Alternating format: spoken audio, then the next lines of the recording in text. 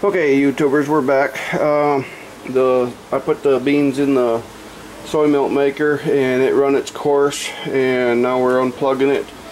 And the thing about this quick soy milk maker, it is really quick and easy, but when it comes out really hot, like coffee pot hot, and the thing is, we have to first of all, alright, I want to talk a little bit about with the tofu maker. This is the little mold that it comes with, and this is your cloth. It's supposed to be like a it's just a really fine mesh cloth. And what I don't like this system because it's just too small. It doesn't do what I'm wanting it to do. So I come up with a system of these inexpensive bread pans, and I made my own. That's not rust, that's just scratches in there when I went over it. But I drilled a whole bunch of holes in one of these bread pans. It had a dent in it anyway, but I put a whole bunch of holes in it, and this is now my mold for my tofu. And what I do is I put this cheesecloth over top of this, and I pour my tofu when it's ready into this and fold it up, fold the cheesecloth over it, and then put this on top of it and use this. I press the tofu with this. But we're not ready to press tofu right now. I just wanted to show you the little thing that I had going on. Alright, you make soy milk and it's you use the you gotta bear with me, I'm a one-man crew today, but get my tripod set up here. What we're doing is we're gonna open that up, and before you do anything you have to clean the coils and so forth, because soybeans, it likes to stick to everything. So every time you use the soy milk maker you have to clean it before you use it again. Alright, and it's just a simple process. But you open this up, first thing you're going to do is bring it over the sink, and you use hot water and you spray it off, and that gets most of the excess off of there, and it kind of helps cool it down a little bit. Then you kind of tear it apart, it unscrews on there, spray down the excess, and I've got a little scratcher pad that I use. Let's find them. I use little scratcher pads, and it really cleans it up really nice and easy and quickly. You don't want to get this head wet. You don't want to get anything, you don't submerge this at all, or you won't have a soy milk maker very long. But you want to get all that sticky tofu or soybean curd and stuff off of there, and you just hit it with the scratcher pad real quick, and then you can spray it off, and we're done. Simple as that. You want to get it really quick. You want to get it really quick before it has a chance to dry on there very well. You just set that aside, and then you go through and do this canister here. The old style used to have a screen of some sort that used to be really difficult to clean, but I really like this soy milk maker. It's really easy to clean. Go around it a few times with this, and it cleans right up. It doesn't take that long at all. Rinse it off. You just don't want that stuff to dry on there, because it'll be fun getting it off if you do. Alright, you put this back together, and that is set up and ready to go. Alright, now we have our soy milk and the pulp that is in there. The pulp is now called akara, And what you were doing now is I bought this pitcher, and the soy milk maker comes with this really fine mesh screen, and I bought this pitcher because it fits the screen really well, real easy, and everything is I like convenience. But now we're going to pour the soy milk and the pulp through this screen, and the acre will catch in the screen. The soy milk will go on through.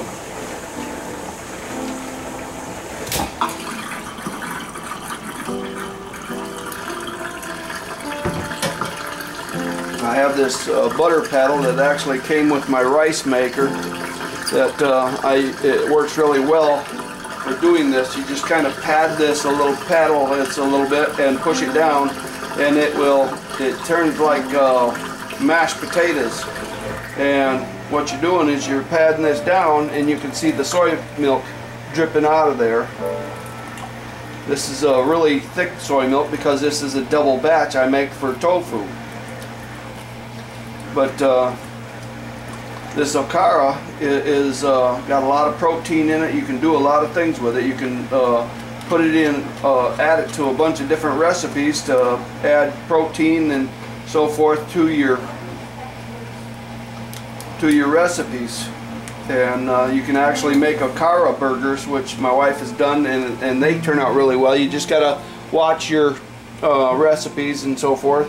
There's a lot of different recipes on the internet you can get, but we like to save it, and you just put it in there and put it in the fridge. And I got a little more here to go, but this is acre. This is not your tofu. Your tofu is similar to making cottage cheese with real milk. When you get milk, you take and skim all the cream off of it, and you make your butter with the cream with cow's milk, and you take and get a rennet and mix with the milk, and it turns to cottage cheese. Well, with this, you get your soy milk, and you put there's different things you can put with it to make the soy milk curdle. And one of the things that you can use, believe it or not, is Epson salts. You don't use mineral. It's the same mineral content as the granulated packs of granulated. What do they call that? I can't remember what they call it, but there's Epson salt does the same thing, and you are able to consume Epson salts, and it actually is, if you make it into a certain drink, you can drink it and it'll be like a laxative to you. But we don't use a whole lot. You see, we got quite a bit of soy milk out of there, and it is very hot, and you want it hot because you got to put your Epsom salts in there. Let me rinse this out real quick.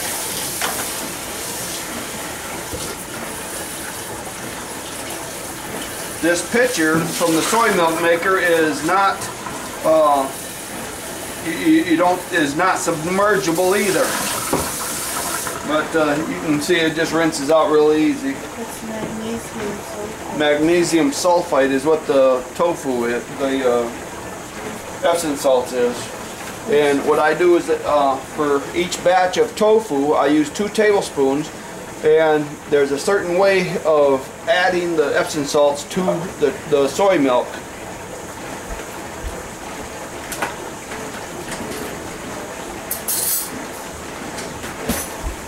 You can just use a regular, good-sized tablespoon. It's just like that. Put one in, put another one in, and what you do is you just stir it real gently and be done. That's all you do. And it will sit there and curdle inside that pitcher. Now, let me run the screen over this so it'll set it out.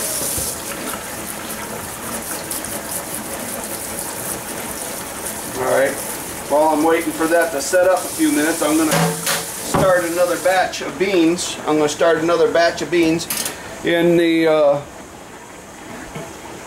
maker here. I got these beans. This was my second batch. I've already got them rinsed, so I'm just going to put them in here. Real simple process. Now I got to get my water. I should have got some water sooner. But be right with you.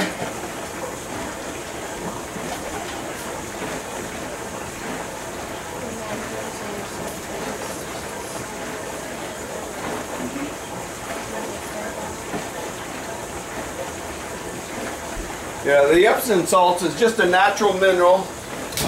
See, it's 100% natural mineral, and it's it works very good, and it works good for short-term relief of constipation.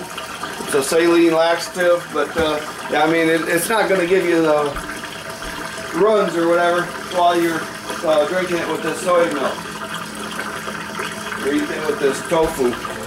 Same ingredients. And it's the same ingredients that they use for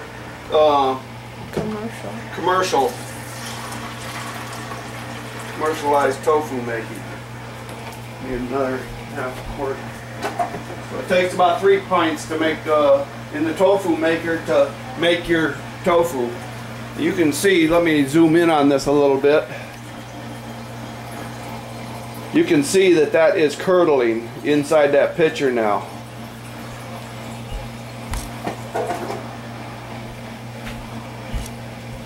And that's what we want. You got to have that curdling action to be able to to get your tofu.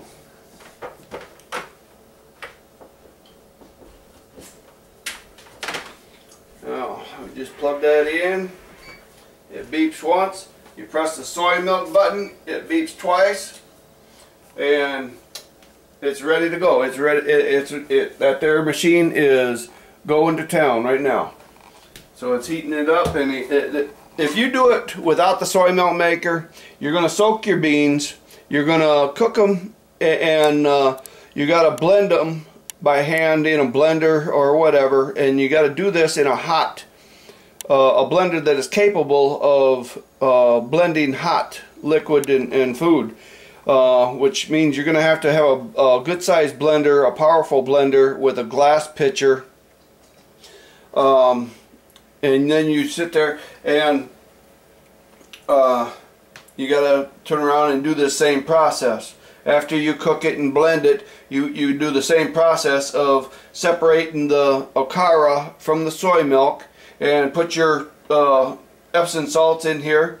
You can see that the curdle, the water is separating from the soy milk inside of there, and that curdled product is going to be your tofu. The rest of this is just water that you drain off. Now, get my homemade tofu press here. You're in the road. And what we're going to do, now that it's made, we're just going to sit here and pour it in here, and it's going to kind of plop in there like cottage cheese.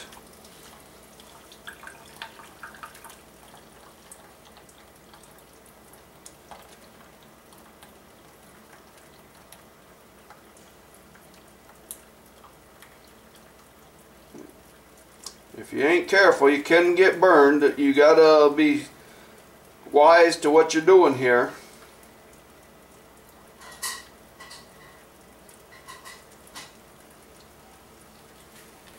There it is. I'm gonna try to balance this on the sink. There it is. Now this here takes a little bit of time for that water to drain off. This can get messy if you're not careful. Believe me, I know from experience. Wash your hands. I've washed my hands, and Everything is clean. You see it dripping down there. This is just going to take some time to drain a little bit. You can help it along, you know, moving things a little bit, and it helps clean things out, and so it drains easier.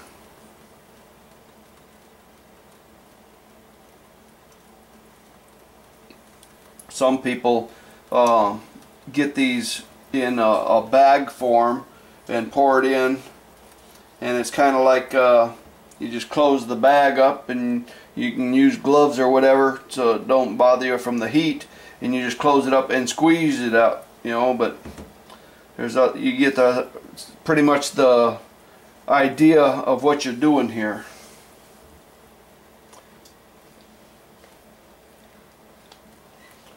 Okay, I'm trying to give you an idea of how I do it. Not everybody does things the same way, and you may find an easier way to do it. But you see, I just try to fold that in where it kind of, it's already drained half of that water off, because when I poured it in there, remember, it was about full. This container was about full. And so now you just set it in there and set that on there, and what I'd like to do is just start squeezing. And I've got that so tight right now that it's not gonna, the tofu itself is not gonna leak out, but I can tip it up like this and it will allow the water to help drain out. And this is also good exercise for your hands. But you really need to have strong hands to be able to do this. But on the other hand, by doing this, you are able to control the firmness of your tofu. You can sit here for 5 minutes and get really firm tofu, or you can just do it for a little bit and have soft tofu. Me myself, I like the real firm tofu. That's what helped me get away from eating meat. But now you open this up and you can see it's still quite damp, but it's still got quite a bit of liquid in there. But that's the process. You got to get the liquid off of it, and it will turn to tofu. Once you get the liquid off, it will turn to tofu, and you got to get it dried out a lot. You put it in a bowl, cover it with water, and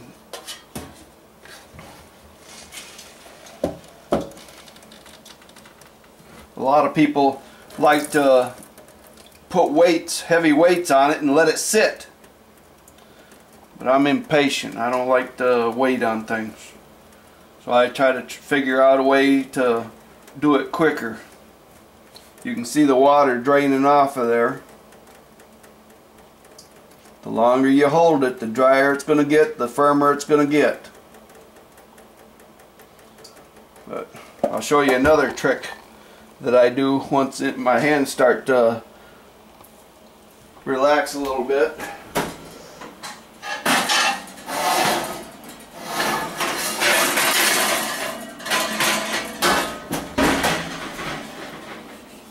Just put it down.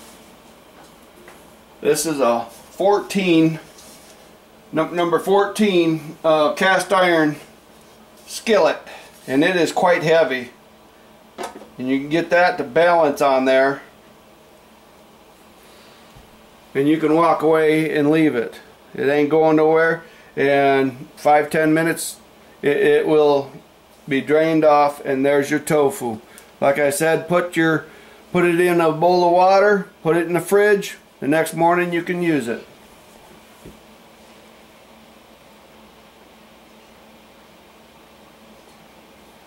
Alright, once it's done, I've got another batch coming that I'm going to probably add with this. It's starting to cook right now. It's starting to blend it up. It's already cooked it and it's starting to blend it up. But once this is done and I add the other batch to it and get this pressed out, I'll come back and show you the end product of the tofu. This is the basic process of making tofu.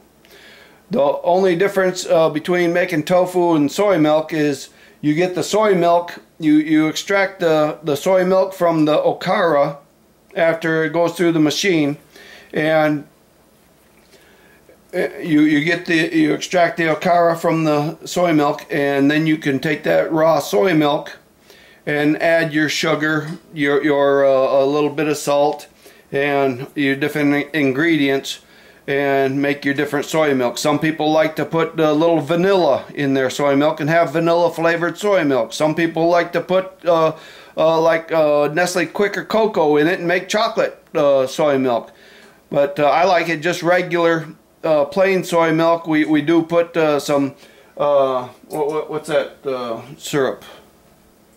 Agave. We like to put agave. We like to put agave syrup in our soy milk, and you just it's like a trial and error, and after a while you'll get it perfected and you'll get a product that you like, and you just remember what you did, and there you go. You gotta, you can write it down, and you're able to tell what you've done from time to time.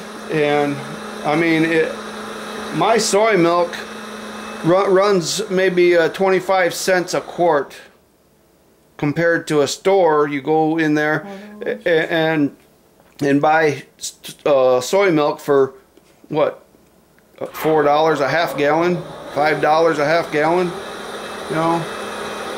You can take the tofu and freeze it. You can dehydrate it. You can cut it into steaks. You can cut it into cubes.